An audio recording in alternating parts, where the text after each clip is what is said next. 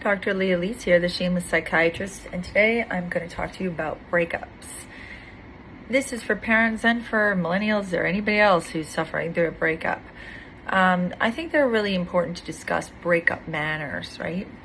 Because a lot of us don't really think it through. For example, I see in my practice all the time kids using a lot of passive-aggressive behaviors when they break up.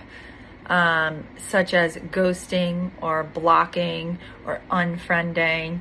Why I think this is very passive aggressive is because it makes the other person feel really bad that they were cut or blocked, out of someone else's lives, instead of just the person who's breaking up saying, look, I need some space. Can you just not reach out to me or text me for a while?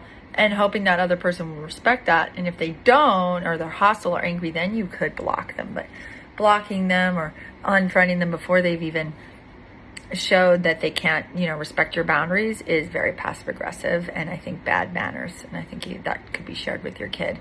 And also, when going through a breakup, posting a lot of things on social media about a new relationship or, is also kind of bad manners. Give a person a little space. Maybe they don't need to see constant posts about your new wonderful life. So that's my first piece of advice. My second piece of advice is don't make the breakup personal. Sometimes they're just not that into you, or it's not the right time in their lives. It's really not about you necessarily. And therefore, if you make it personal, you're going to feel a lot more anger, like, oh, there was something wrong with me, and then you feel shame, or there was something wrong with, or they're a jerk, or they did something wrong. I mean, even if they do a genuinely wrong thing, like cheat on you, it's a meaning that attaches to it, that you attach to it. That's really important. For example, you might be really upset that your boyfriend broke up with you, thinking like, oh my God, like he cheated on me. How horrible is this? I'm never going to get over it. And then a month later, you found out that that person is actually a thief and a criminal. And then you might be like, oh my God, I got it at it so easy. I'm so lucky, right? That's what I mean about perception, right? So it's not necessarily what they did, but your perception of it. So the least malintent is better. So you don't necessarily have to perceive the other person as being evil or bad. You can just say, they weren't that into me, it didn't work, right? And so that's tip number 2. Tip number 3 is to cry and grieve and listen to watch sad, romantic, sappy movies and distract yourself. And, part of the process is to just get over it by allowing yourself the time to grieve and not pretending it didn't happen.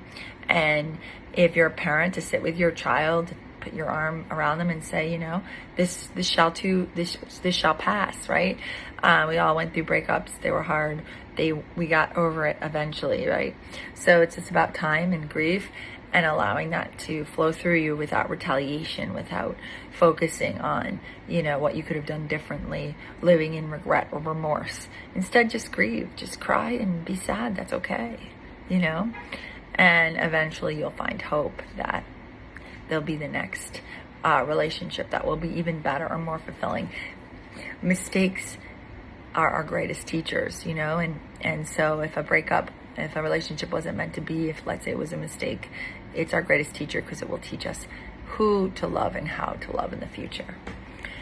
Shameless Psychiatrist here with my breakup tips.